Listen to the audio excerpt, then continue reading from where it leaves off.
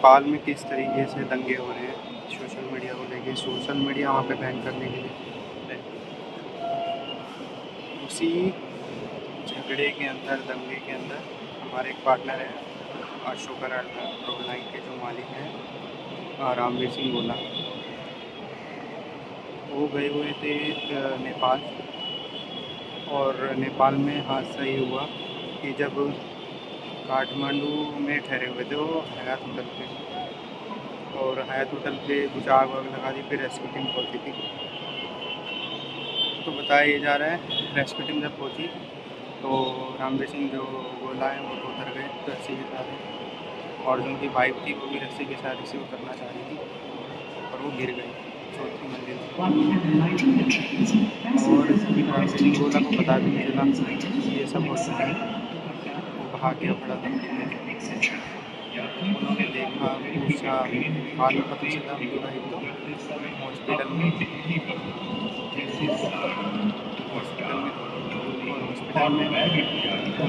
मृत्यु घोषित कर दिया गया था। फिर वहाँ पे 2-3 दिन हो चुके हैं इस घटना को, फिर वहाँ से आने नहीं दिया जा रही थी इनकी बॉडी को। यहाँ से कुछ लोग गए तब जाके बॉडी को लेके आ रहे हैं। तो अभी मैं उनके फ्यूनरल में जा रहा हूँ। तो मेरा वीडियो बनाने का मतलब ये नहीं है कि मतलब मैं दिखाना चाह रहा हूँ, मेरा मोटिव ये है वीडियो बनाने का कि इस समय कोई भी नेपाल जा रहा हो तो नेपाल ना जाए। इस समय कंडीशन बहुत ही ज़्यादा ख़राब है नेपाल के। बड़े बड़े नेता जो हैं वो भी सुरक्षित नहीं है वहाँ पे, तो अभी नेपाल ना ही जाए। अभी मैं जा रहा हूँ, मैं कश्मीरी गेट पहुँच गया, और कश्मीरी गेट से गाज़ियाबाद में उनका घर है जहाँ पर हमारा पुराना मेरा हुआ करता था। तो अभी जाते हैं, जाना ज़रूरी था।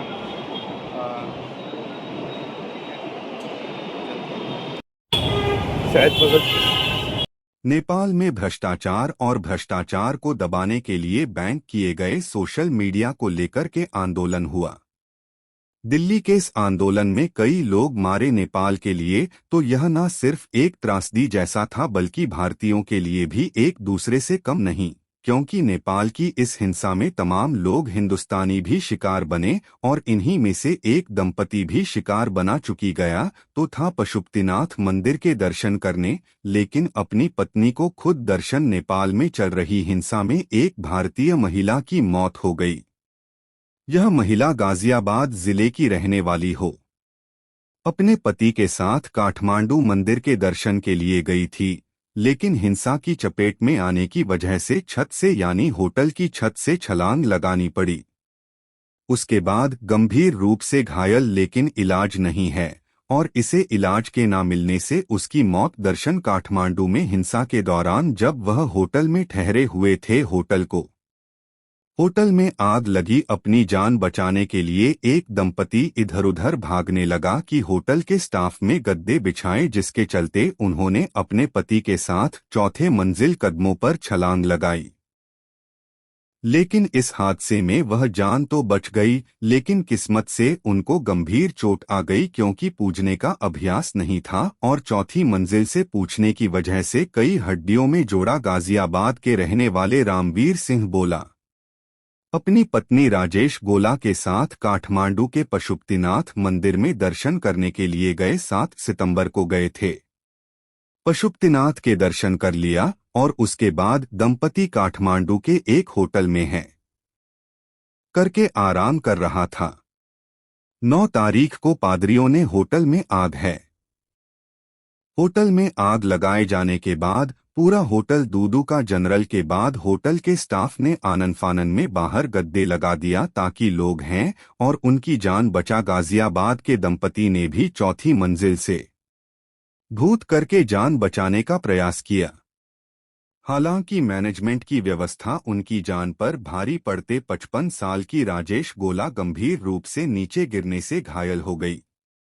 खाना की भगदड़ में वह अपने पति से बिछड़ गई। इस दौरान उन्हें इलाज नहीं पता। राहत कैंप में महिला को लेकर के लोग चले गए थे, जहां पर उनकी मौत हो गई। भगवान पशुपतिनाथ दर्शन के बाद दंपति काठमांडू स्थित रेजिडेंसी होटल में ठहरा हुआ था और घटना रात के करीब 11:30 बजे हुई जब उपद्रवियों ने होटल में आज क्योंकि रात का वक्त था ऐसे में दंपति बाहर तो खुदा लेकिन बाहर कूदने के बाद बिछड़ गया। इस दौरान पत्नी का कोई अतापता नहीं। कई राहत केंद्रों में जाकर के पति ने खोजा तो उनको पता चला कि उनकी पत्नी एक राहत केंद्र में पड़ी हुई लेकिन उन्हें इलाज नहीं मिल रहा। बचाव दल के काफी प्रयास के बाद भी किसी प्रकार की राहत न मिलने से उन्होंने दम तोड़ दिया। सफल उपद्रवियों ने कई बार हमला बोला और इसी अफरा तफरी में दंपति बिछड़ गए थे। बुधवार को नेपाल से रामवीर के बेटे विशाल के पास फोन आया कि उनकी मां राजेश्वरी की उपचार के दौरान मौत हो गई। दरअसल बवाल की चपेट में आए रामवीर सिंह बोला, 2 दिन बाद घायल अवस्था में राहत काजमी ने महिला का शव गाजियाबाद के मास्टर कॉलोनी के लिए लाए जाने की पूरे प्रयास किए गए। पहले उनका शव एम्बुलेंस से सुनौली बॉर्डर तक आया। उसके बाद वहां से एम्बुलेंस के माध्यम से गाजियाबाद जा गुरुवार की शाम एम्बुलेंस के माध्यम से नेपाल के काठमांडू से सोनौली बॉर्डर तक महिला का शव आया, जहां पहले से मौजूद भारतीय मूल के माध्यम से गाजियाबाद के लिए रवाना हो गए। नेपाल सुनौली बॉर्डर पर सब देख कर के लोगों ने महिला के पति ने बताया कि वह गाजियाबाद से नेपाल पशुपतिनाथ मंदिर घूमने के लिए गए थे। इसी दौरान हिंसा की चपेट में आ गए और वह अपनी पत्नी को खो गए। उन्होंने बताया कि नेपाल की स्थिति काफी खराब है और दंगों के समय पुलिस सेना का कोई मतलब नहीं है। क्या उनकी पत्नी का अगर समय से इलाज हो जाता तो शायद उनकी मौत नहीं होती, लेकिन तमाम लोग मदद की गुहार लगाते रहे थे, लेकिन किसी ने मदद नहीं की।